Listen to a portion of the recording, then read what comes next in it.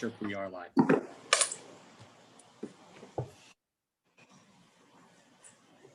Excuse me, Your Worship, we are live. All right, thank you, Chris.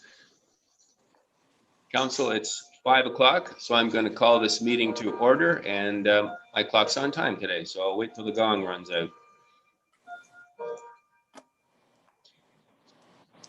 Today, we acknowledge that this event is taking place on the traditional territory of the Indigenous peoples of Turtle Island, including the traditional lands of the Anishinaabe, the Haudenosaunee, and the Ojibwe peoples, and on lands connected with the Lake Simcoe-Nottawasaga Treaty of 1818. This is the home of a diverse range of Indigenous peoples whom we recognize as contemporary stewards of the land and vital contributors to our society.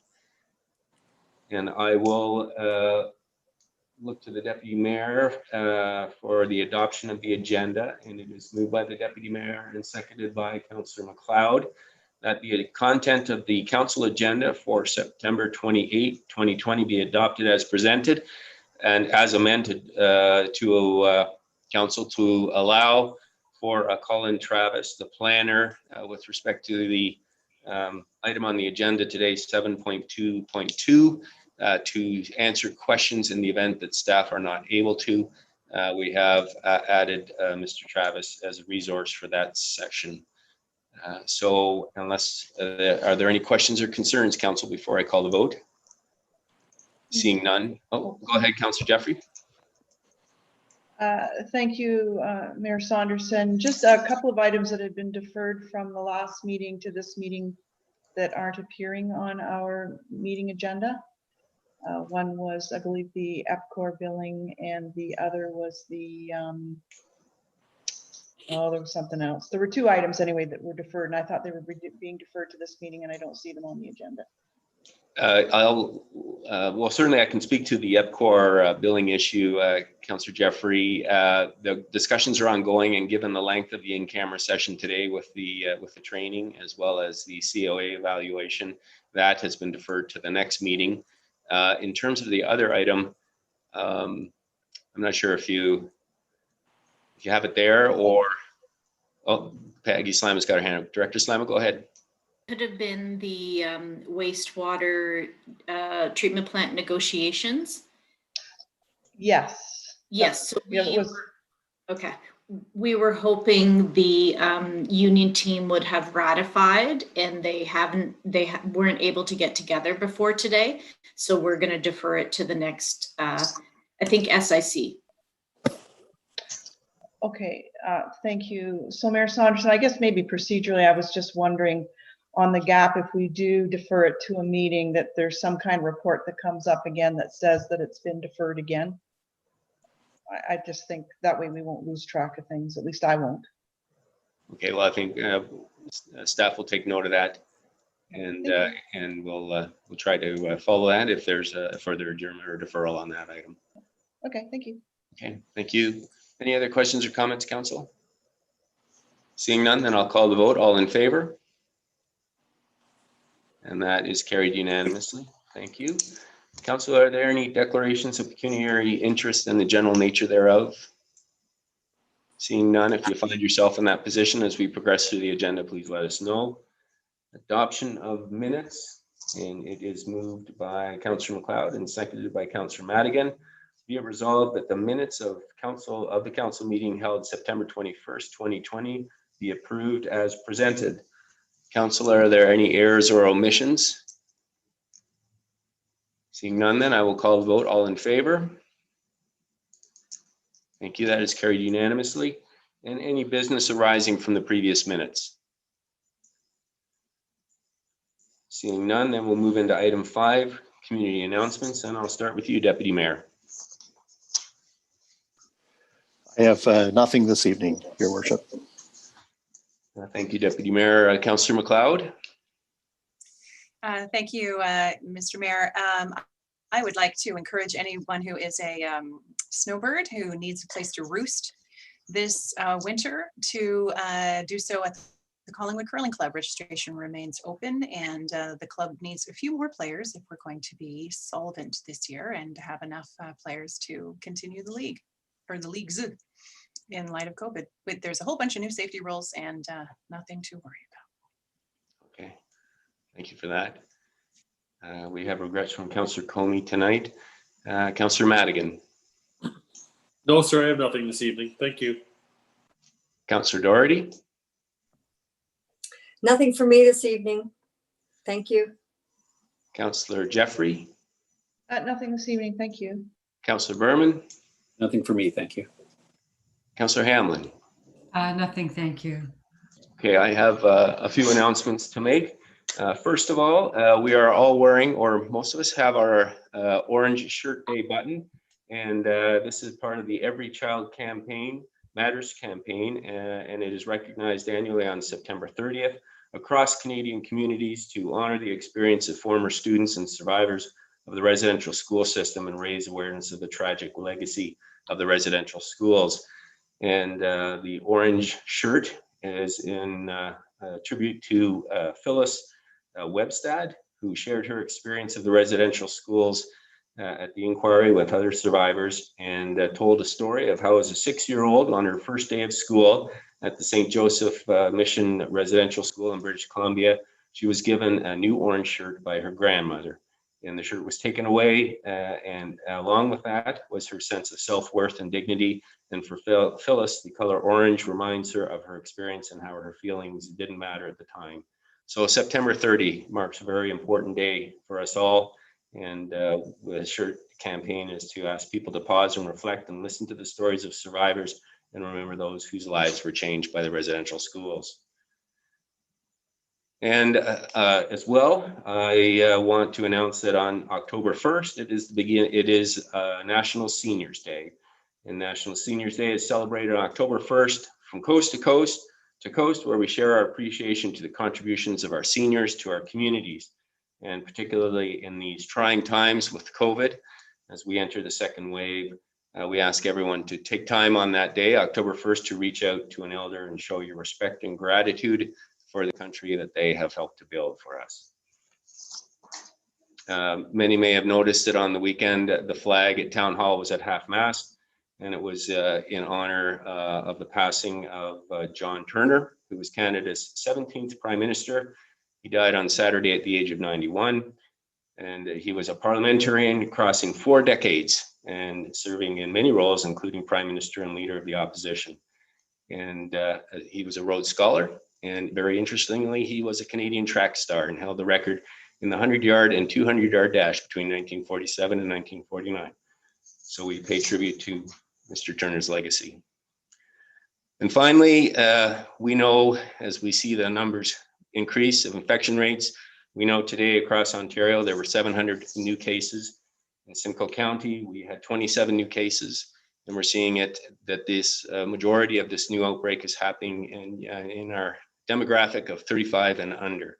And we have worked extremely hard in our community to flatten the curve and keep the infection rate low, and we were very successful in the first wave. And now as we enter the second wave, I'm asking our residents to take every precaution and to make sure that you are following all the protocols from hand washing and face masks and social or physical distancing, and making sure that we continue to work together as effectively as we did to keep the infection rate down low in our region and our community. So please keep up the great work, everyone. And we continue to work through this pandemic, so please be mindful of that.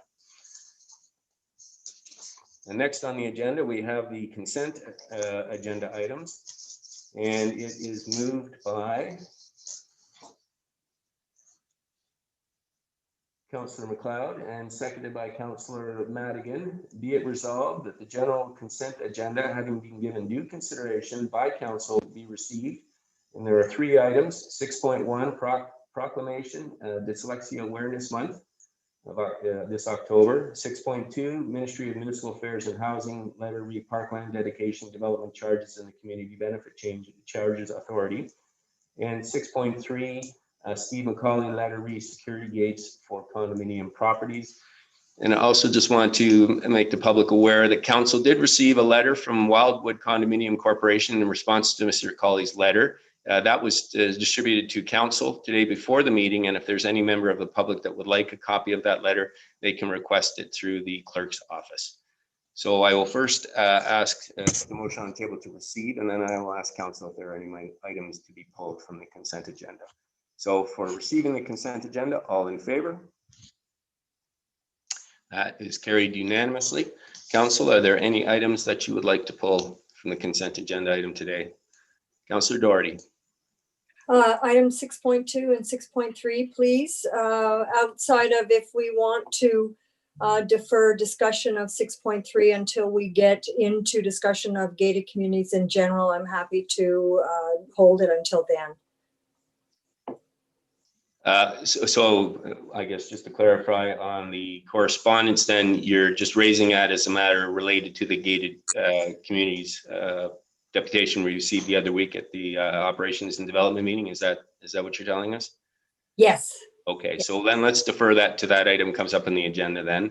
And so I'll look to you then for your comments on item 6.2.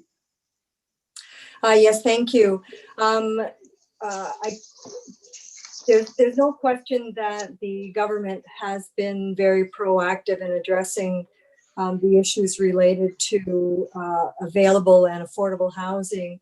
I want to make the comment that I view some of the regulations that are coming forward with some trepidation in that we are seeing a change of locus of control from the municipality back to LPAT and thus to the government in terms of appeals. We are seeing reduced protections for heritage, potentially for protection of wetlands and wildlife, for protections of our parkland dedications and our soft services, all of which are items that make a community livable. So I want to express those opinions for my own self, and they will be reflected as we move forward. Thank you. Okay, thank you for that. Council, any comments or questions with respect to that item? Seeing none, then we will move to item 7, which is standing committee reports. And the first one is the Development and Operations Services meeting of September 28, 2020. And as per our new protocol, we will be dealing with all items passed unanimously at that meeting as if it was a consent agenda item. And the motion is moved by Councillor Doherty and seconded by Councillor Hamlin. Be it resolved, the council received the Development and Operations Services Standing Committee report from its meeting held September 14, 2020, and hereby approve the recommendations contained within the report as presented. P 2020-17, private roads and condominium developments. The recommendation is to receive the report for information. Item PW 2020-14, Environmental Services 2020 Mid-Year Operations Update, and the recommendation is to receive the report for information. P 2020-15, MTO Beechwood Road and Highway 26 Memorandum of Understanding. The recommendation is to provide delegated authority to the Director of Public Works, Engineering, and Environmental Services to finalize and enter into a memorandum of understanding with the Director of Central Operations at the Ministry of Transportation. PW 2020-16, Wastewater Treatment Plant Generator Replacement Update. The recommendation is to transfer $110,000 from the Wastewater Reserve Fund to the Diesel Generator Replacement Capital Project. And All Saints Cemetery Board, Cemetery Lands Rezoning. The recommendation to refer the request for redesignation to staff for review. And before I call the vote, are there any members that want to pull an item for discussion or change to the recommendation? Otherwise, I will ask once we've adopted things if people just want to comment. Seeing none, then I'll call the vote. All in favor? That is carried unanimously. Council, are there any items that you would just like to make a comment to? And actually, I will look to Chair Doherty. Is there anything you wanted to add with respect to any of these items? No, thank you. The reports are self-explanatory, and there were no issues came up during our or from any members of the public. Okay, thank you for that. So moving on then, 7.2 staff reports. And the first item is 7.2.1, which is the removal of the pathway at George Zubek Drive and Collins Street. The recommendation from the Development and Operations Services Standing Committee was that the Development and Operations Standing Committee refer the removal of pathway at George Zubek to Council, and that the Development and Operations Standing Committee recommend a reconsideration of Resolution 221-2020 with respect to PW 2020-13 Riverside Townhome Subdivision Agreement Amendment. And so further to that recommendation, the first item is a motion to reconsider the vote that was taken in July with respect to the this item, and it needs a 2/3 majority to move forward. If it is defeated, then we will not be reconsidering the initial change or amendment to that report in July. If it does pass, and we will need 2/3 majority, which despite the fact we're 8 today, still amounts to 6 votes in favor of the reconsideration. And so, are there any questions on the process, Council, before I get into the item? Seeing none. It is moved by Councillor Doherty and seconded by Councillor Hamlin. Be it resolved that Council reconsider a portion of Resolution 221-2020 and Resolution 232-2020 with respect to PW 2020-13 Riverside Townhomes Subdivision Agreement, specifically, quotation, the trail segment that connects to Collins Street on Landscape Plan L1 to be fenced and not removed from the Riverside Townhomes Subdivision Agreement, end quotation, and authorization bylaw to amend the Riverside Townhome Subdivision Agreement accordingly. All right, Council, I will call the vote then. All in favor of the reconsideration as recommended by the Development Operations Committee? All right, and that is carried unanimously. So that takes us then to the motion. And I'm going to put the motion on the table, and then I'm going to look to staff just to give us some particulars here and some background so that everybody understands what we're voting on, because it is a bit complicated. So it is moved by Councillor Doherty and seconded by Councillor Hamlin. Be it resolved that the trail segment that connects to Collins Street on Landscape Plan L1 is fenced and remain in the Riverside Townhome Subdivision Agreement. So that is in fact the motion that was passed, I think, or the amendment that was passed in July. And so that needs to be defeated if we are going to then proceed with the reconsideration in terms of changing the substance of what was passed in July. So I will look, I think, to the clerk for some clarification, just to make sure everybody is clear on this before we call the vote. Sarah? Through your worship, that is correct. So if council wants to implement the original change, they would pass the following bylaw if this motion is defeated. So you do require a simple majority to defeat this motion before you can consider that change. All right, and so the net effect of, if we were to pass this, then the trail that is being installed on Collins Street would be completed and the fences would be installed. And are there any questions or comments then on this issue then before I call the vote, Council? Oh, sorry. Go ahead, Sarah. Sorry, through your worship to members of council. Director Slama is available because I believe that there is a question about the fences that she might be able to provide some clarity on. Okay, thank you. Director Slama?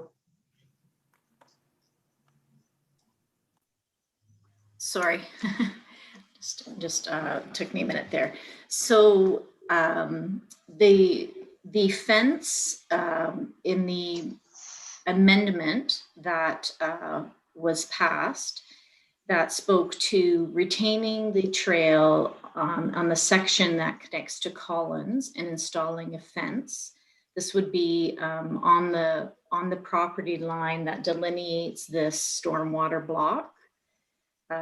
So that, and then on the other side, on the segment that connects to the train trail, the council agreed to just to remove the trail from that portion. There's already a fence that runs along the train trail, and just leave that area grassed. Does that provide the clarification you're looking for, or is there a specific question? I think that it's helpful. I'll look, oh, Councillor McLeod, go ahead. And then Councillor Doherty. Thank you, Mr. Mayor, and through you to Director Slemon. And so were this fence not to be created, and since the trail is going to be removed, it'll be the town's responsibility to mow these sections of grass between these houses. And the town retains ownership of them, yes? Director Slama? Yes, through the mayor to Councillor McLeod, that is correct. The town would retain ownership of these stormwater blocks. And if they were grassed areas, then yes, the town parks would mow these grassed areas between the properties and maintain them. Thank you. Councillor Doherty. Thank you. Through you to Director Slama, I am just looking for clarification. Right now, there is no fence on the green space between George Zubek and the train trail. Is that correct? Like the space that runs between the two houses. There's no fence at the moment. Is that correct? Director Slama? Through the mayor to Councillor Doherty, that is correct. There is no fence, I'll word it this way, there's no fence delineating the sides of the properties that are adjacent to the residential lots. There does exist a fence that runs along the train trail. Correct. Okay, that I understand. I understood that correctly then. Thank you. And Councillor Hamlin, you had your card up, I think. Yes, thank you, Mr. Mayor. Through you to Director Slama. I have two questions. On the parcel that we're reconsidering this evening, I understood your answer about the town retaining ownership and mowing the grass. I just wanted to confirm that that space would be open to the public, totally open to the public, regardless of whether there was a trail there. So if kids wanted to walk through there or play or what have you, that would be available. Peggy? Through the mayor to Councillor Hamlin. So technically, yes, right? That there would be nothing that would prevent that. It wouldn't.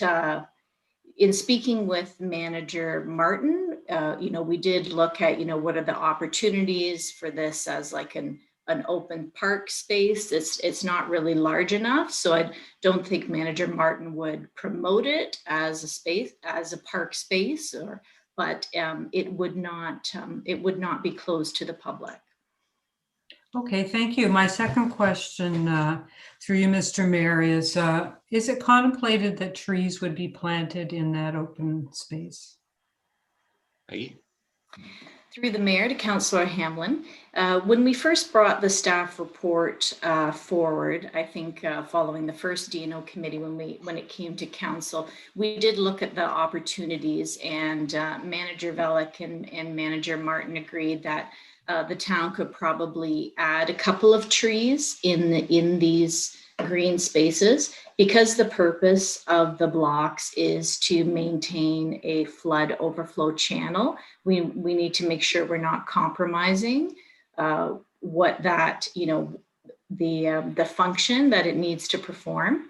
But we will look at the opportunities to complement the trees that will be part of the development, the boulevard trees that will be put in as part of the development. We can look at that opportunity in these green spaces. Thank you very much. Any other questions or comments, council, before I call the vote? So we're revisiting the vote on this initial amendment, and it's a simple majority that would carry this or defeat it. So without any other comments, I will call the vote. Those in favor? Seeing none, those opposed? Okay, thank you. And that is defeated unanimously, which takes us then to the reconsideration of the bylaw. And it is moved by Councillor Doherty and seconded by Councillor Hamlin. Be it resolved that bylaw number 2020-64, being a bylaw to authorize the execution of an amendment to the subdivision agreement for the development commonly known as Riverdale Townhomes between Dunn Capital Corporation, Meridian Capital Corporation, and the Corporation of the Town of Collingwood, specific to the trail segment that connects to Collins Street on Landscape Plan L1, be enacted and passed this 26th day of September 2020. Are there any questions or comments, council, before I call the vote? Seeing none, all in favor? Councillor Doherty, you have a comment? Yes, thank you. Are we not going to state what the new landscaping will be on that strip between Collins Street and George Zubek? Well, to answer that, the amendment that was passed in July was what changed the staff report and the status quo, which was the recommendation within that. So by removing the amendment, we're going back to the original report. But I can look to Director Slama just to take us through that to make sure everybody understands what it is we're voting for. So Peggy, please go ahead. Thank you, Your Worship. So we are going back to the original recommendation in the original staff report. We would be removing the trail from the two segments, and the trail would be restored to a grassed area. And this would be, the developer would do this work and do this work at their cost. And as I mentioned earlier, the town staff will look at the opportunities of placing some trees within this area. But at this time, we don't have specific locations for them. Or I see Manager Vellick has joined us and he might be able to speak to this, Your Worship. Thank you. And John, go ahead. Hi, through the mayor, I just wanted to jump in and provide some clarifications. There are a total of 24 trees either within the block or next to the block in the boulevard proposed in this area. So the developer is going to be responsible for 24 trees in this area. So there's already quite a healthy landscaping complement in here. Thank you. Is there more for that, Peggy, or no? Good. Thank you. Does that assist, Councillor Doherty? Thank you. So just one more question, and to confirm, there will also be no fencing on that strip between Collins and George Zubek. Is that correct? Go ahead, Peggy. Yes, through the mayor to Councillor Doherty, that is correct. Thank you. Good. Okay. Any other questions or comments, council? Seeing none, then I'll call the vote. All in favor? And that is passed unanimously. Thank you. All right. Next up on the agenda is 7.2.2, the extension of draft approval for a plan of subdivision Trails of Collingwood. So this is moved by Deputy Mayor Hall and seconded by Councillor McLeod. Be it resolved that staff report P 2020-22, extension of draft approval for a plan of subdivision Trails of Collingwood be received, and that council extends the draft approval for the proposed Trails of Collingwood plan of subdivision for a further year to October 20 of 2021. And I know we have Mr. Travis here. Thank you very much for joining us. The motion's on the floor. Council, are there any comments or questions? Councillor Hamlin. Thank you, Mr. Mayor. I just have a comment. As you know, I'm opposed to extending draft approval for this draft plan of subdivision. The subdivision was approved 12 years ago. with a typical 3 years to complete clause that's required. But 12 years later, as the staff report says, there's been no progress made. Or perhaps that's my summary, I can't remember actually. But what I also wanted to say is, what the staff report does say is that the purpose of the extension for another year is to allow the applicant to continue to assess the viability of stockpiling contaminated soil on the property. And in my respectful view, our community does not need another or a newly built subdivision with stockpiled contaminated fill. And I believe this council should say no to this request, and we should advise the applicant as part of this that we do not consider stockpiling contaminated soil to be in accordance with good planning principles for our community. Thank you.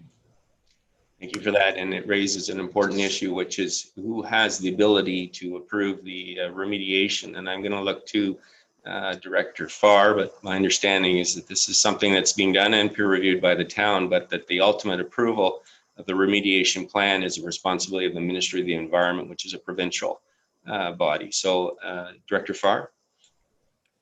Mr. Mayor, that is correct. The ultimate responsibility is with MOE.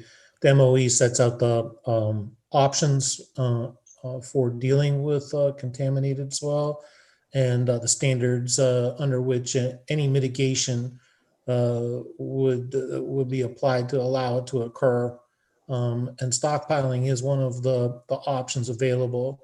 And just to put it into some context, there are many orchards throughout Collingwood, and development in years after those orchards have ceased to operate as agricultural uses have had to deal with the contaminants that were associated with pesticides and treating the trees. So it's not uncommon in Collingwood and communities that deal with this type of agricultural activity to deal with this. In the event that stockpiling was to occur, the mitigation would have to satisfy the MOE. The remainder of the site then would be cleaned and the soils removed and stored in the central location if it proved to be viable. Thank you. And maybe just as a follow-up question to that, Director Farr, what level of influence and input does the town have in this process? The town has the opportunity to provide comments and recommendations to the Ministry of Environment for its consideration and assessing the proposal by the developer. And our peer reviewer has flagged this, and the expectation and the practice to date has been that we would provide comment both to the applicant and to the MOE as the matters advance. Okay, thank you. Councillor Hamlin, I see your card, but I'm going to go around the table and get others' comments first, and then I'll come back to you. Councillor Doherty. Thank you. Just further clarification, the original plan of subdivision was actually approved 22 years ago, which illustrates just how old and how inconsistent that the plan may be. I'm not saying it is, but may be with our current policies and current thinkings. And there are a number of points that have been added and conditions that need to be met, but they certainly do not contemplate a new official plan that will be brought forward next year. So for this reason, I also will not support this application. And I also will not support it because the extension is to consider the storage of contaminated soils on the lands, which to me is unacceptable. Thank you. Thank you for that. I guess implicit in that comment was maybe a question, Director Farr. The planning site, the site plan that's being extended, is it compliant with our current official plan and zoning regulations, and are there any changes in that? Mr. Mayor, it is consistent with the existing policy framework. There are some ways in which this is a relatively straightforward subdivision and includes a mix of uses, single detached, townhomes, apartments. Where we're interested in upgrading the standards of the development is around urban design, and through the implementation, we want to take I guess a reasoned approach to development as it unfolds and apply the things that the town has learned in the past and bring this, ensure that this development meets today's standards. And the agent for the applicant and the applicant themselves have accepted the addition of a condition which requires them to meet a number of broadly stated requirements of the town to our satisfaction. Gives the town quite a bit of latitude to work with the developer to ensure that the development meets council's expectations. Thank you. Are there any other questions or comments, council? Oh, sorry. Yes, go ahead, Councillor Hamlin. Yeah, thank you. I just wanted to, through you, Mr. Mayor, ask Director Farr some questions on his comments. So the first one is, Director Farr, you mentioned that there were a number of options for dealing with the contaminated soil, and one of them is to stockpile on site. But of the other options, isn't one of them to remove the contaminated soil off the property? Director Farr? Through you, Mr. Mayor, Councillor Hamlin. Yes, that is the case. And then my second question is, aren't there landfill sites that will take contaminated soil in Ontario? Director Farr? Apologies. Through you, Mr. Mayor, I'm not an expert in the handling of contaminated materials. I was simply referencing that the Ministry of Environment allows one of those options, and there are a number of other options, presumably, and that I'm assuming is one of them. And then, sorry, my last question, Mr. Mayor, through you.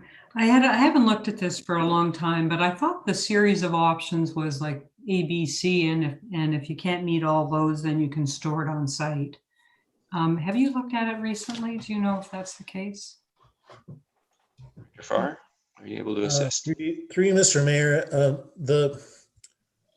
again, I'm not an expert in this matter. This is an option that is being explored by the developer within the framework provided by the Ministry of Environment. And we're receiving advice from our peer reviewer as to the viability of this option. If this option was not viable for whatever reason, then the developer would be in a position of having to explore other options on the site, not on the site, but explore other options for dealing with the material, and they would have to meet the ministry's standards accordingly. Thank you. All right, then, council. I think we've had a good discussion. So I will call the vote then. All in favor of the extension?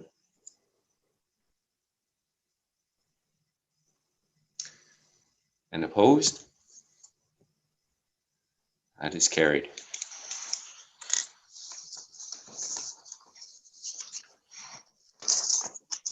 This brings us to item 7.2.3. This was an item that was raised, security gates for condominium properties. There was a deputation that was received at our Operations and Development Committee, Standing Committee meeting, and it was deferred to be brought forward at the council meeting. We have had some correspondence as well as deputations from interested parties. And I think maybe I'll look to CAO Skinner just to give us a brief update, and then we can, I'll open the floor to questions. Sonia? Thank you, Your Worship. I did think it might be useful just to provide a brief overview. And some of you might be aware, and some of the residents or people listening might be aware that a request for condo gates was considered by council in 2015. And at that time, it was voted to maintain the no gates policy. However, as our deputants and some of the correspondence you'll see in your agenda, and as mentioned, have drawn to council's attention, some of the context has been changing. We have COVID now underway. We all hope that that's temporary. We definitely have higher numbers of tourists flocking to our green spaces and our water access. And also, potentially on another side of the equation, we have a higher consciousness of Collingwood as an inclusive, progressive, and welcoming community that embraces diversity and has as one of our core strengths an extensive waterfront interconnected with the town. The fire chief and deputy chief did a recent review of the fire routes, and it did show that not all condos have mandatory fire route considerations. However, both the chief and the deputy chief continue to strongly support a no gates policy, and this is related to the potential for delayed responses if gates are present and there's restricted access. As suggested at the Development and Operations Committee, there are a few things that could be undertaken in the short term to respond to some of the concerns that are being brought forward, such as a communications campaign to help to let the public know that there is a need to have respect for posted private condominium properties and respect for their amenities. There is a possibility in the longer term to approach the province and to advocate for adequate green space being provided in all communities. And there is opportunities to speak with the Police Services Board and the OPP to ensure that they're aware of the concerns and that the OPP take them into consideration when they set out their work plans. And as our local police force, the OPP lead and plan their own work under the priorities set out by the Police Services Board. And I know from the deputations that some of the condo corporations have in fact been talking with the local OPP already. And with the town bylaw staff, as capacity exists, we may be able to assist with some of the unauthorized parking concerns on private property. There's also another item that was mentioned by the deputants related to, and the correspondence related to short-term rental accommodations.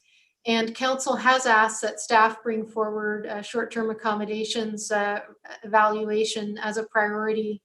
And we'd be looking at things like registration and enforcement and what should happen on the short-term rental front through that analysis as well. So I would recommend that staff and council members continue to listen, that we continue to monitor the situation, and would suggest that council thank deputants and writers for bringing these issues forward and continuing the positive dialogue that we have within our community about the issues we face and the best ways to address them. Thank you. Thank you, CEO Skinner. Council, are there any questions or comments on the update we just received? All right, then I'll look to Clerk Almas. Do we need to take any action on that, or when we just received the report that the CEO Skinner just gave us? Through your worship, I think if council is satisfied with what staff is moving forward with, that would be appropriate, that no further direction is required. Okay, thank you. Unless there's any comments or questions from council, then I propose that we move on. And we will go to item 8, bylaws. And the first is bylaw number 65. It is moved by Councillor Madigan and seconded by Councillor Doherty. Be it resolved that bylaw number 2020-65, being a bylaw to authorize the execution of the Investing in Canada Infrastructure Fund, ICIP, public transit stream between Her Majesty the Queen and Right of Ontario and the town of Collingwood be enacted and passed this 28th day of September 2020. Council, any questions or comments? Seeing none, I will call a vote then. All in favor? And that is carried. Thank you. The next bylaw is moved by Councillor Doherty and seconded by Councillor Berman. Be it resolved that bylaw number 2020-66, being a bylaw to authorize the execution of a municipal transit enhanced cleaning transfer payment agreement between Her Majesty the Queen in Right of Ontario and the town of Collingwood be enacted and passed this 28th day of September 2020. Any questions or comments, council? Seeing none, I will call the vote. All in favor? And that is passed unanimously. Thank you. So that brings us to item 9, notices of motion. Are there any notices of motion tonight, council? Seeing none, item 10 is the county report, and I believe we had one last month. And so, Deputy Mayor, unless there's anything important you need to add, I think we're good. I don't have anything to add. I just wanted to thank Councillor Jeffery, Councillor Comey for their comments last week as it relates to the waste management facility. We passed them along. Specifically, Councillor Jeffrey's observation was rectified as it relates to hours of operation. Good, and thank you for following up on that, Deputy Mayor. Item 11, 11.1, older deferred business. Is there any older deferred business tonight, council? Seeing none, we'll go to 11.2, other business. We have 2 items on the agenda, but I will look first to council. Is there any other business, council, that you'd like to raise? Go ahead, Deputy Mayor. Thank you, Mayor Saunderson. I didn't get a chance to reach out to staff prior, so I just would like to make a brief comment, observation, and then perhaps staff could get back to us at our next meeting, next appropriate meeting. The proliferation of A-frames throughout the community is noticeable, whether it be on county roads, whether it be on municipal roads. I forwarded a photo that I took on Saturday, I guess, of an A-frame that was literally out on Poplar taking up the entire width of the bicycle lane, a dedicated bicycle lane. So it's an anecdotal observation of one sign, but I think as you drive around town, you start to see that they're everywhere. So my question to staff, and I would just appreciate some follow-up when appropriate, is A, what is the current bylaw? If they are permitted, what are the setbacks? And in instances such as this, what's the enforcement policy? Thank you. Thank you, Deputy Mayor. I think staff have that, so we will leave that with staff. Oh, do you have a?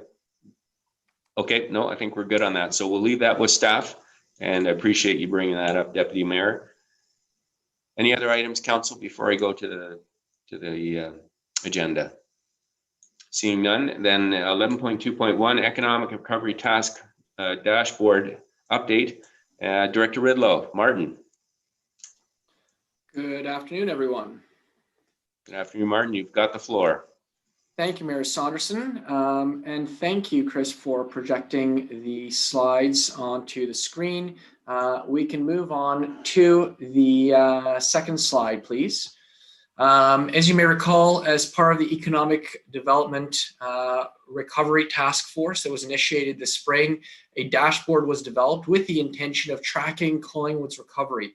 So this is the next summary report. I will be presenting not only the dashboard update, as well as some additional information that we have been able to secure over the course of the last 3 months to give us a better snapshot of how things are progressing. If you'll recall, we broke out the dashboard into 3 key areas. One is demand, and both from a tourism standpoint, as well as from a development building standpoint, we are seeing demand continue to be high.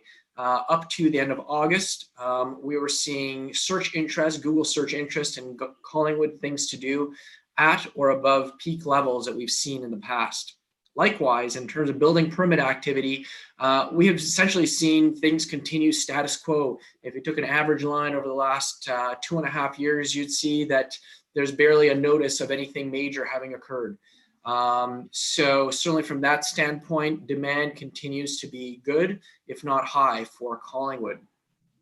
On the next slide, which is all about business momentum, we've identified 3 key metrics for this.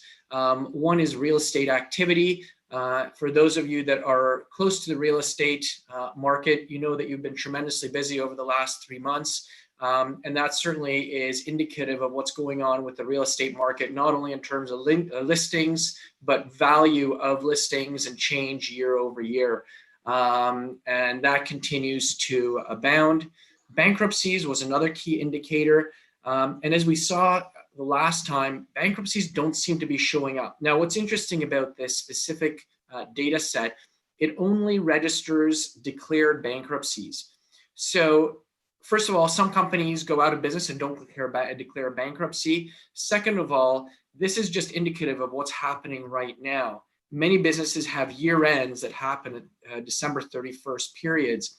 And our caution on this one, while it looks relatively good right now, is that we have to wait and see what happens December 31st and beginning of January, particularly in light of the second wave. So, so far so good, so to speak, but a cautionary note on this one. The EPCOR energy usage is perhaps one of my favorite charts because it so effectively captures what is happening in Collingwood specifically based on energy usage as a key indicator of economic health. What we certainly saw was that over the course of COVID, we had three key sectors that experienced some significant declines.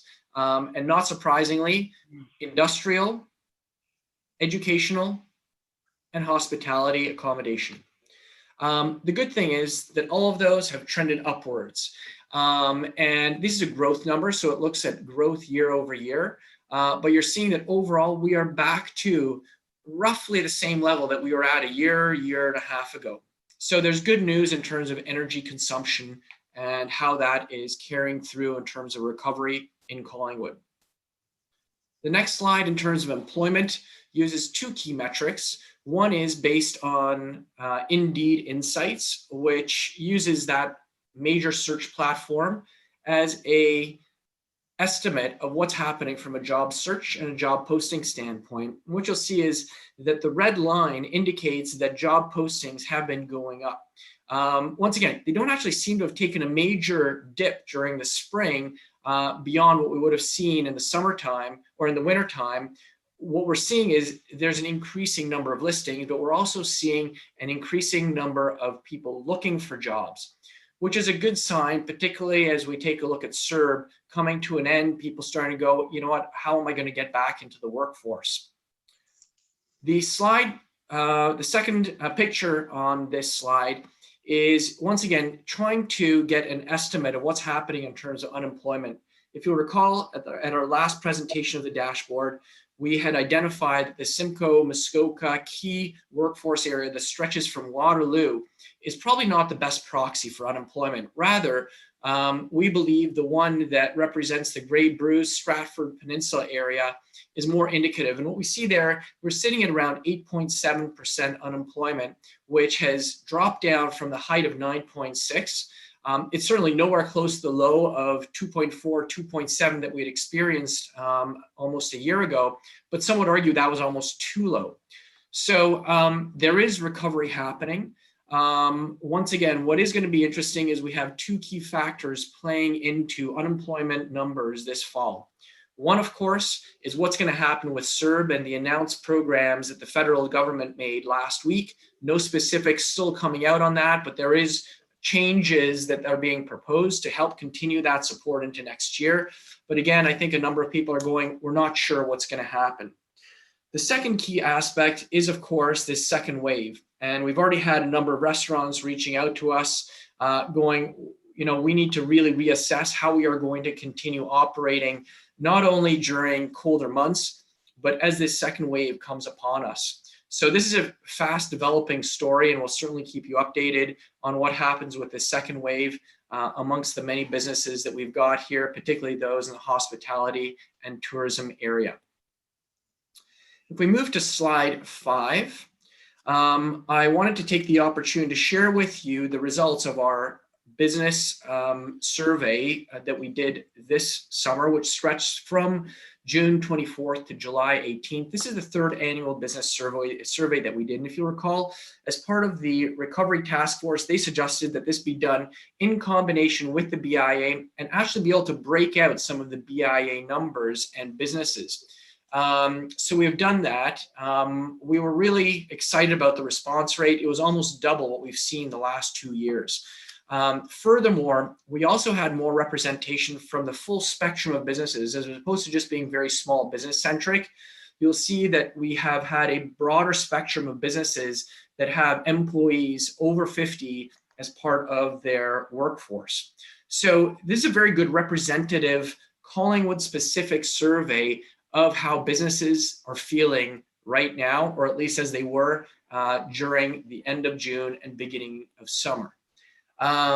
Moving on to slide 6, 75% of businesses were nearly or fully prepared for reopening. Only 7% were somewhat or completely unprepared. There is a small percentage of businesses that are going, you know what, we're not sure if we're going to make it through. And not surprisingly, there are restaurants, lounges, bars, basically those that are highly dependent on food service and hospitality. The good news is that we've had a good percentage of businesses that are feeling prepared for what has come before them. And we certainly want to continue that as we head into the fall. In terms of the town's overall responsiveness, 87% of businesses stated the town was somewhat to extremely responsive, which is actually a very good score. When we took a look at some other representative numbers, we found that a lot of places were hovering closer to the 80%. So we've had a good response rate. Certainly the need to continue being vigilant into the fall and staying in touch with businesses is absolutely critical. And that's perhaps the one piece of feedback that we have gotten is they appreciate the emails, they appreciate the phone calls. How are you doing? What's happening? So that they're aware of the fact that they are not just part of a broad base of businesses, but rather that they're individual stories and individual business owners that have set up businesses here. In terms of business survival on slide 8, 87% of Collingwood businesses stated their business would definitely or should survive in the next 6 months. Once again, this is as of July, but that's certainly positive. For context, the Canadian Federation of Independent Businesses, CFIB, did an online survey at the end of June, and they found that 14% of Canadian businesses strongly or somewhat agree, I'm actively considering bankruptcy, winding down my business, which is interesting when you contrast that with only 5% here in Collingwood in that same kind of situation. Even if you add in the 8% that are going, you know what, we're probably going to make it, we're still doing pretty well relative to a number of other businesses. On to slide 9 now. Wait for you to catch up. This is the one I just talked about. Right. Once again, if you add up 5 and 8%, that gives you a total of 13. CFIB is seeing about 14% of businesses nationally concerned about bankruptcy. So we're right around the average. Perhaps one can take a look at the sliver of hope of 1 point down. Okay, slide 9. This is a specific breakout of Collingwood downtown results. And what did business give us as feedback in terms of what they are looking for in terms of most important aspects to help support them through the business? Certainly disinfecting the downtown areas is seen as a top priority. Using the sidewalks in front of businesses and marketing the safe shopping experience were the next ones that were seen as critical. The response from businesses of being able to extend the patios out onto the streets has been tremendous. In some cases, businesses are seeing double-digit increases versus last year as a result. And certainly the ability to support things like Patiolicious, Art Crawl, and the posters that have been circulated around the businesses have been well received. Once again, there's a whole bunch more insight that can be gleaned from this, but we want to present to you with at least a snapshot as it relates to those COVID-related aspects of the Collingwood downtown business perspective for you today. Next slide. As part of the survey, we asked businesses some of the open-ended things they would be looking for. So we wanted to share this with you in the spirit of transparency. Promoting Collingwood is certainly a priority, and we continue to do that with further updates coming out as we head into the fall and the Go Get Out campaign. Communication continues. A business newsletter is going to be going out this week. But as I mentioned, continuing to stay in touch with businesses is an important piece, and we are certainly looking to continue a outreach program from the Business Development Center, and I certainly would encourage council to do so as well, and circulate those points of feedback into the Business Development Center. There are some other suggestions that are noted on here that are worth consideration as we head into the fall, and will certainly be taken into consideration as we review the economic recovery plan heading into Q4. Next slide. This is a repeat question from past years, so it's a good comparative number for looking at. The other numbers that I shared with you were obviously presented and solicited on a one-time basis as a result of COVID.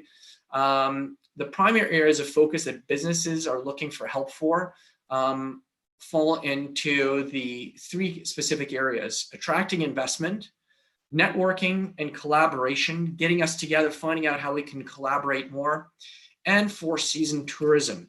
What's important about the four-season tourism is when you actually look into the verbatims, yes, they want to have tourism continue to be a robust part of what happens in Collingwood, but they see tourism as a way of celebrating the lifestyle here. And for them, that's an important part of not only attracting customers, but for attracting and retaining their workforce.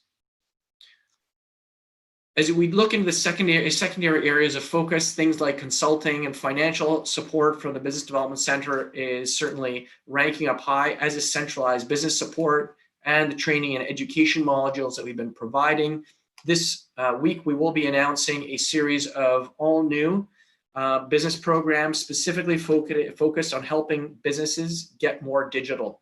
As that is something that we certainly saw in the springtime was a major differentiator between those businesses that did well and those that struggled through the first phase.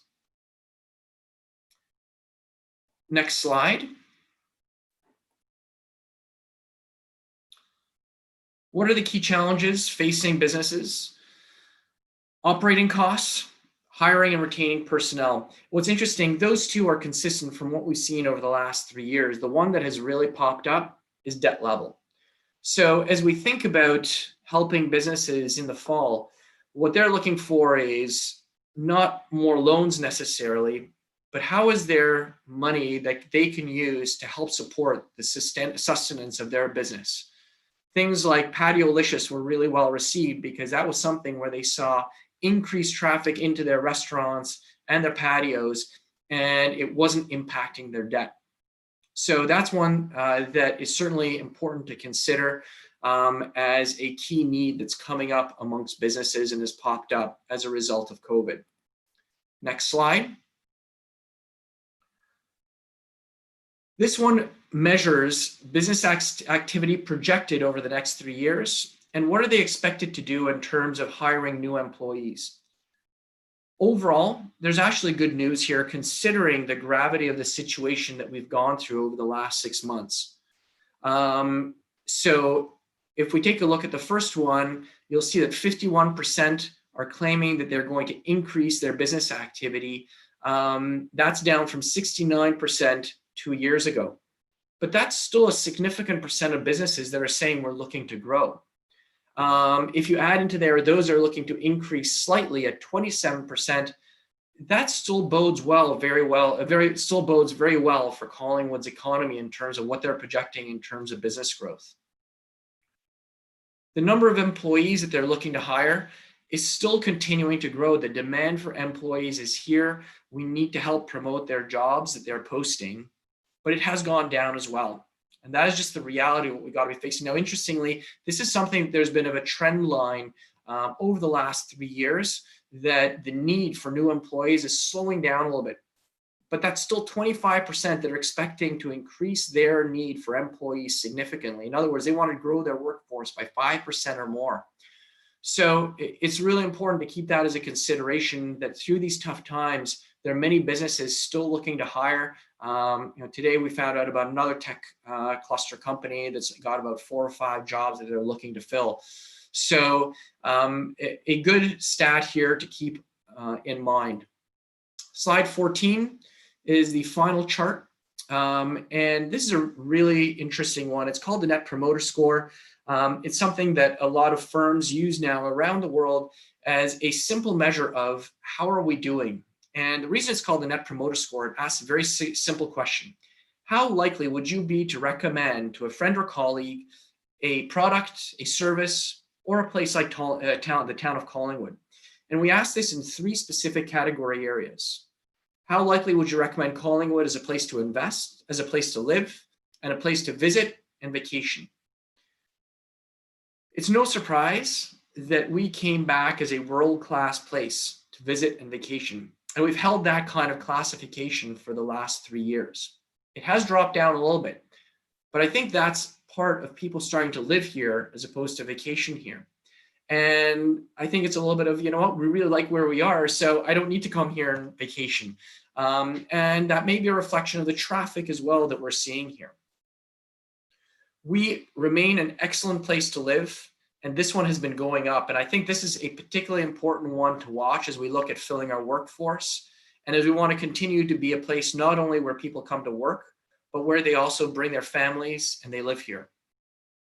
And as a place to invest, we've actually popped up a few points from last year. This is the place where we need to continue working on the most. And certainly the Economic Development Action Plan will speak to this, that we're due to present to Council in October. Slide 15. What are the key takeaways? There is a measured recovery happening. Most Collingwood businesses are prepared for reopening and have been successful at reopening. Most Collingwood businesses should survive, but there is concern, particularly as this second wave comes through and the reality of not being able to stay open outdoors through the winter poses a real risk to their business. Fewer Collingwood businesses are assessing and accessing government relief benefits. And this was something that wasn't necessarily charted, but was an interesting piece of insight that we had from the business survey that we did. Downtown Collingwood businesses are concerned, but the Net Promoter Score showed that they are actually more optimistic about the overall future than what is projected for the overall Collingwood base. Collingwood businesses are cautiously optimistic, as we just saw, based on the growth and employment numbers. And major business challenges to growth remain the same that we saw pre-COVID. How do I get more staff? How do I continue to have the right kind of workforce? How do I make sure it remains an affordable and attainable place to live in? Last slide is slide 16. Our key opportunities remain very similar to when I presented this dashboard the last time. We have to continue to focus on directing visitors to new experiences. Certainly Patiolicious and Art Crawl have been 2 very successful campaigns. We are trying to enhance Google listings and Google My Business listings to make sure that people see the broader base of things to do around here. And we are working on the digital discovery platform for launch later on this year. We are, of course, also putting on a major push on the Get More Digital campaign as a result of the support we received from Council for the Digital Service Squad, as well as the additional funding that came through the provincial government as well as the county. That will halo well into encouraging people to shop local as we head into the fall. And as I mentioned, the Go Get Out marketing campaign that Council approved in August is due to launch in the next few weeks. And finally, help promote job postings across different sectors. We are rekindling the promotions of Live More Now job portal job postings. Tech Hub North is starting to grow again as a major campaign. And we are coordinating with the new job portal that Simcoe County launched called Work in Simcoe County to make sure that broader businesses are profiled and are highlighted to job seekers in and around not only Simcoe County, but Southern Ontario. Thank you very much, Council, for your time, and certainly welcome any questions. Martin, thank you very much for that thorough and excellent presentation. Council, are there questions or comments for Martin? Councillor McLeod, and I got the Deputy Mayor, and then Councillor Hamlin. Thank you. Director Rydlo, I'd like to go back to slide number 10, which was the slide with questions regarding or for business people with their impressions of how things are going right now. And at the bottom, I was struck by the blue box, which talked about businesses encouraging the town to encourage workers who might be unemployed from one sector to consider another sector. And And so my question is not how would we go about doing that, but more like, are businesses having trouble finding employees when we have an 8.7% unemployment rate currently? Through you, Your Worship. Martin? Martin, you're muted. Let's try that. Through you, Mayor Saunderson, it all depends which sector we're talking about. So those sectors that are in advanced manufacturing and the technology sectors, digital sectors, they're doing really well. We had an interesting discussion with a number of them last week, and it was great to hear about those businesses in those sectors because they are doing so well. Likewise, we had one business owner in the event marketing side that isn't doing so well. And while there are some skills from, for example, the event marketing side, those that have digital expertise that may be able to carry over into some of the other advanced high-tech jobs, there are others that don't have the skill sets right now. And certainly, if we take a look at the hospitality business service, those that were, for example, in the culinary area, in the conference administration area, they have very specific skill sets that right now and for the foreseeable future don't have a home. So we really have a story in two parts. One about tremendous success, and one where, yes, we have unemployment. If we think about it, 30 to 35% of businesses are somehow directly or indirectly related to tourism and hospitality. So even a part of that being unemployed has a significant impact on the overall unemployment numbers that we're seeing. And while the advanced manufacturing and tech jobs represent a growing number of businesses, they're hovering closer to the 10%. So while they may be doing well, it's not enough to offset the other sectors that are experiencing a much tougher time. So that's why I say it's a tale of two parts, really, in terms of what we're seeing. Yes, there are businesses doing well, but equally there are sectors that are suffering. And of course, the opportunity is, how do you retrain them? How do you get them to be thinking and able to work in some of those sectors? And while we have places like Georgian College here and other academic institutions that are able to provide that retraining, that will take time. Thank you. Deputy Mayor.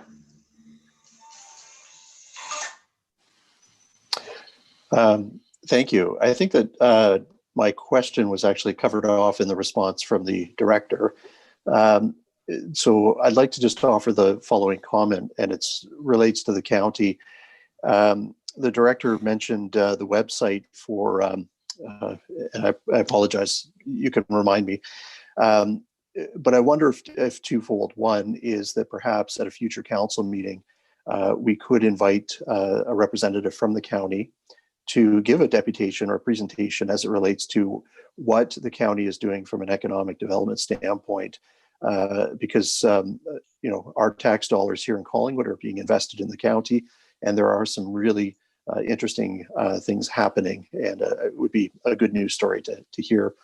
And then, if I may just sort of piggyback, I think, on the director's comment as it relates to, you know, the shift, and that is that, you know, COVID has really presented some unique challenges, but more so, it's created some really unique opportunities. But one of the tremendous opportunities that was pre-COVID is the fact that we have this tremendous shortfall, not only locally, but regionally throughout the county and then through the province as it relates to the trades. And that is something that the county has identified and is really trying to focus their efforts from a marketing standpoint to say that, you know, young people really need to take a look at this as an area of opportunity when they're looking at their future, when they're looking at education, et cetera. And the same would apply to people who are perhaps looking at maybe opportunities. They're maybe, you know, in their 40s, and the employment that they had in whatever area is no more, and it's not going to come back. And that's certainly an opportunity within our community, you know, in terms of the numbers of unfulfilled jobs in qualified trades that need to be filled. So anyway, it's a comment. I'll leave it at that. Those are very good comments, Deputy Mayor, and it's the Work in Simcoe website that's just been launched, and Simcoe County did do the labor market study, which was a topic of big discussion during the last term. And Martin, I don't know if you want to add anything just to the direction and the nuts and bolts that the county are working together with our local economic development community, groups. Thank you, Mayor Saunderson. They have been tremendously supportive. There's probably not a week that we're not having some kind of a conference call, emails back and forth, both in terms of providing data, but also helping our local companies, whether it's creating videos to help highlight their efforts, whether it's actually helping place them. Trebor is a great example of that, of a company that through their efforts and our efforts, we were able to locate here in Collingwood. Certainly they're eager to continue working on things like work in Simcoe County. We actually have an automatic feed now from the Live More Now job postings into that portal, so that when we're working with the different companies locally, we get it posted on the Live More Now portal. That automatically feeds in there and gets highlighted on the work in Simcoe County one, so that we're really maximizing our joint efforts. But I do think it would be interesting to see a little bit more about what they're doing and make sure that we're aware of all the work that Simcoe County is doing. Once again, they have been tremendously supportive. Thank you, Martin. Councillor Hamlin. Thank you, Mr. Mayor. Through you to Martin. Thank you so much for that presentation. Even if it is a snapshot and things are changing, it's just so relevant for us to be thinking about all of this. I had a question. In one of your slides, you indicated that one of the important things for business was regularly disinfecting the downtown. And I just wondered what that meant. Through Mayor Saunderson, I think what is meant by that, and I'm inferring it based on a very short snippet and then reading through some extra anecdotal information in the full report deck, is that they want to make sure that there is a safe environment downtown, that there is a sense of cleanliness, that as appropriate, people are wearing masks, and where possible, if there's hand sanitizer available, making that available, or at least making sure the businesses know where to find that. I'm inferring this a little bit from the information that was gathered, but it's also looking to the different government sources, resources in town for role modeling how to make sure things are safe for them.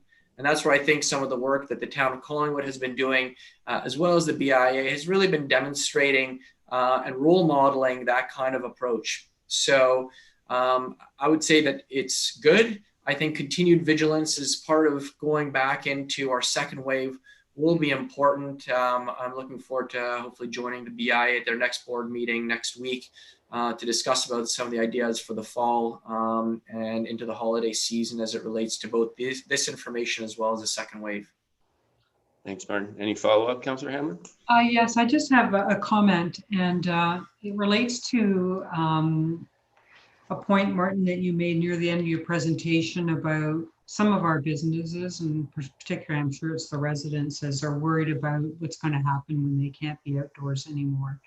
And I realize that our next SIC meeting, Council is going to have a staff report on this.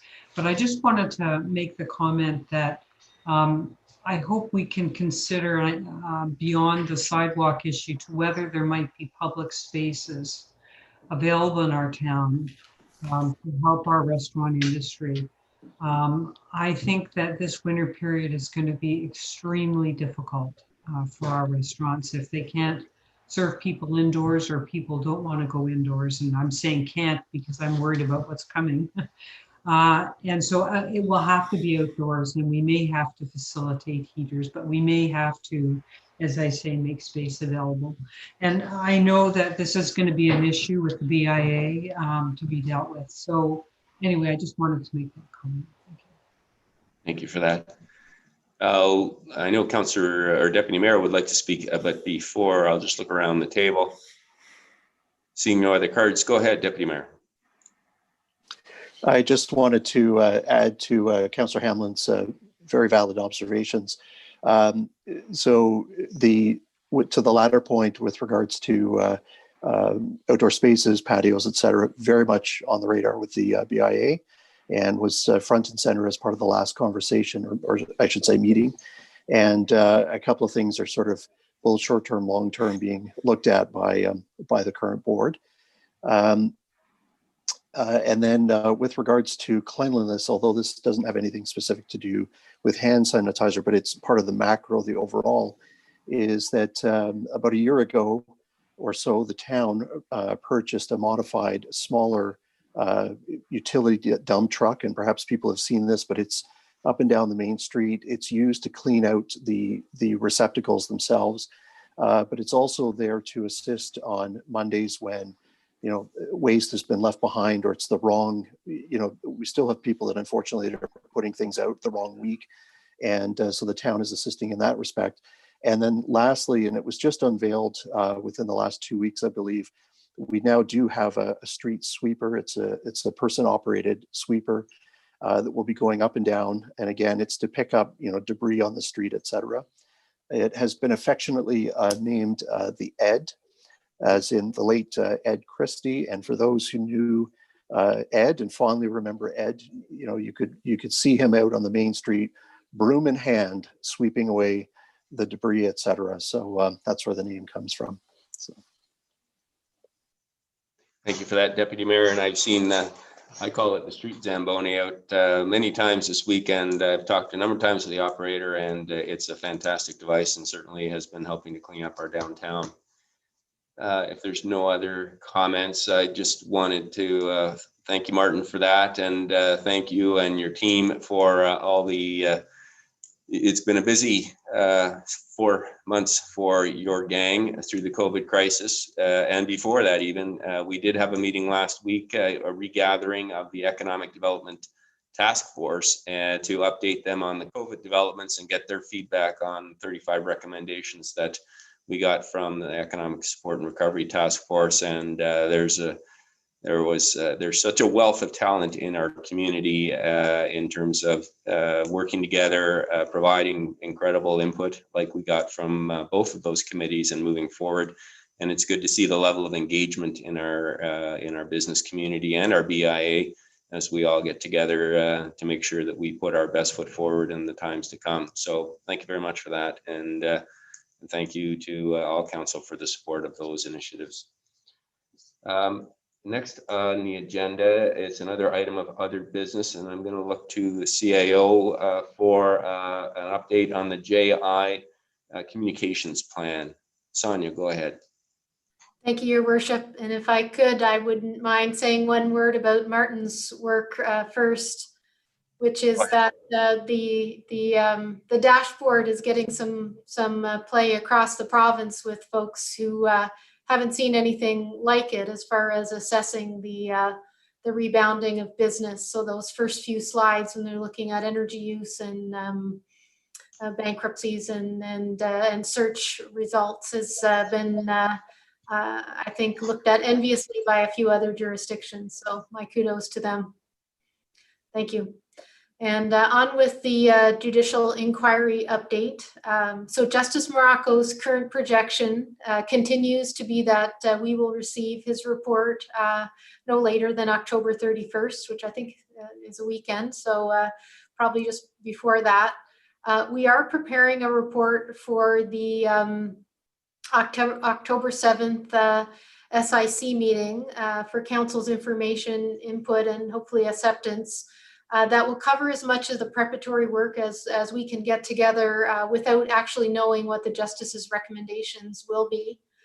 So we've been putting together information such as the choice of the town's spokesperson or persons, some information about council's intents in asking for the judicial inquiry, what the town has done under council's guidance to strengthen our organization and improve accountability and transparency, what we have to date about the total costs of the inquiry.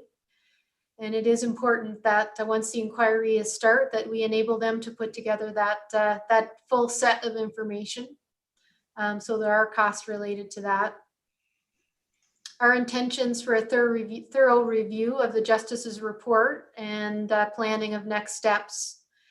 And some of the opportunities we see and have taken to reach out to others that might have an interest in the judicial inquiry's findings, such as the province, the Association of Municipalities of Ontario, the Federation of Canadian Municipalities, and how we might go about providing information, of course, to council and staff, as well as to the media and more broadly to our residents. So that's just a teaser of topics, but we wanted to get into that in some more detail in the next week or two. And it's certainly very much at the top of mind for staff as we get into this very interesting period when the report will be released. Thank you. Thank you very much, Sonia. It is going to be a very interesting process when we get that report, and getting all the information distilled and out there will, I imagine, be a considerable task as well. So thank you for that. We look forward to the SIC meeting. Council, are there any questions or comments before I move on to the next item? Seeing none, it's the in-camera portion, item 12, and it is moved. Sorry, Councillor Hamlin, did you have your card up? Yes, sorry, Mr. Mayor. Under other business, I realized I should have said that I had a very short summary of committee that I sat on that I wanted to mention. Oh, okay, so which committee is that, Councillor Hamlin? This is the Joint Committee on Physician Retention and Recruitment. Okay, go ahead, please. Thank you.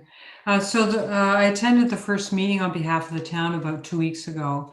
The committee is being administered through the town of Blue Mountains, and in attendance were representatives from that town, myself, Clearview, Grey Highlands, Meaford. Many of these municipalities are taking this so seriously, they're having an alternate appointment in case the first person cannot attend. So I just wanted to raise that and leave that with you. We had a presentation from a professional recruiter of physicians who works in the Midland area. And he made 3 points that I just wanted to share. I mean, he made lots of points. He talked for an hour. But firstly, I just wanted to say that in terms of attracting family doctors, it's been his experience that the most important thing is lifestyle, not how much they're going to make. So I wanted to share that. It sort of fit in a bit with Martin's discussion about that topic. Secondly, he made the point that 80 to 90% of physicians graduating right now are women, and they tend not to want to have the same number of hours as the older physicians who might be retiring. And he gave the example of a physician perhaps retiring who has a caseload of 2,000 patients, whereas a woman who might be balancing family obligations, at least more to the beginning of her career, might be looking to have 800 patients. So the point being that we should be looking not to replace our doctor complement staff as our physicians retire on a 1-to-1 basis, but maybe 2.5 to 1 or 3 to 1. And the last point was I specifically asked about the contrary things I hear, which is number one, that many of our newer residents have trouble finding a family doctor. But secondly, I also hear we're not entitled to have any doctors. So I asked him specifically about that. And he said that Collingwood is not a high needs community in terms of family doctors. The reason being the province looks at population of the community as well as how many physicians are here. And I observed, and I leave it with you for your, thinking how we address this. But that many of our physicians' patients are from beyond Collingwood. So, of course, many people in the town of Blue Mountains and Clearview for sure have their doctors in Collingwood. So it is skewing our entitlement to doctors because we're accommodating the region, region in quotes, as we often do, being a bit of a service center for our larger area here. This seems to me something we should be seeking the province to address, as many of our issues are. So I'll just leave that with you. That was what I gleaned from my first meeting. Thank you. Thank you, Councillor Hamlin. Are there any questions, Council, on that item? All right. Thank you for that update. So it is moved by Councillor Berman, seconded by Councillor Jeffery. Whereas the clerk hereby concurs the reasons for the in-camera session have been duly reviewed and considered, and the matters are authorized under the exception provisions to conduct a closed session in accordance with the Municipal Act prior to proceeding into closed session. Therefore, be it resolved that this council proceeds in camera in order to address a matter pertaining to 1, personal matters about an identifiable individual, including municipal or local board employees, which is item C. 2, a proposed or pending acquisition or dispersal of land, the town or local board purposes, and that is item A. 3, labor relations or employee negotiations, item C. And finally, 4, for the purpose of educating or training the members of council, B. And items for discussion are A, proposed disposals of land, B, training, council staff relations policy and lobbyist registry, and C, CAO performance and acting review. Are there any questions or comments, council, before I call the vote? Councillor Doherty, go ahead.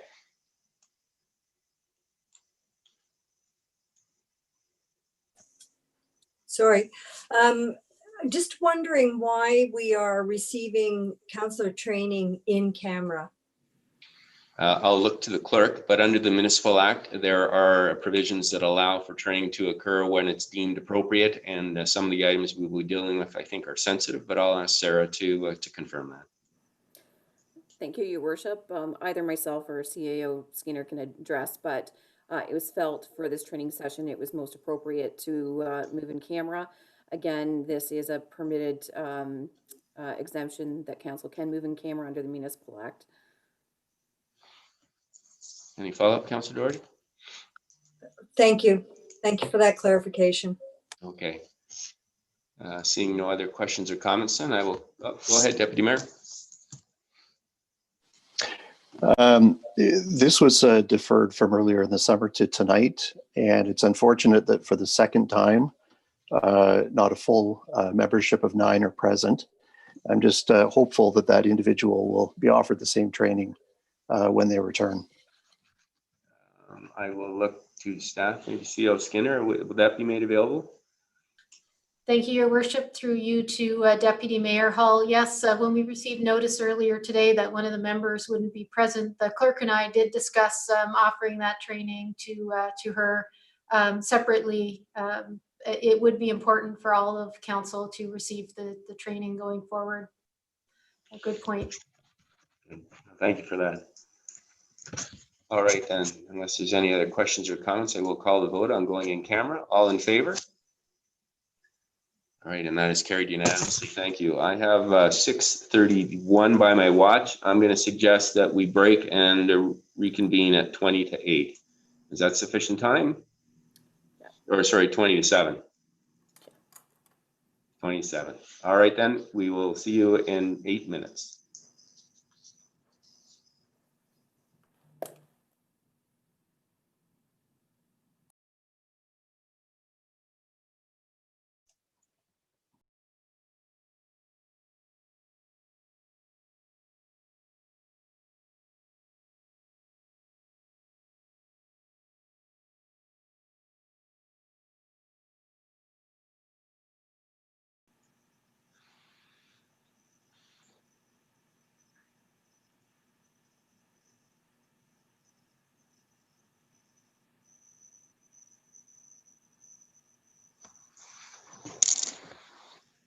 Excuse me, Your Worship, we should be live now. Okay, thank you, Chris. All right, we have a motion to rise from in camera. It is moved by Councillor Jeffery and seconded by Councillor Madigan. The council rise from in camera and into open session at 9:02 p.m. I will call the vote. All in favor? Thank you. And we have the confirmatory bylaw. And it is moved by Councillor Berman and seconded by Councillor McLeod that the confirmatory, that bylaw number 2020-06 being a bylaw to confirm the proceedings of the regular meeting of council held September 28, 2020 be enacted and passed this 28th day of September 2020. I will call the vote. All in favor? That is carried unanimously. It has been a very productive meeting. Thank you, everyone, for your attention tonight. And I will look to Councillor Jeffery for a motion to adjourn. All in favor? That is carried unanimously. Councillor Doherty, you had no on there for a while. We're gonna have to phone you. Anyway, thank you very much, everyone.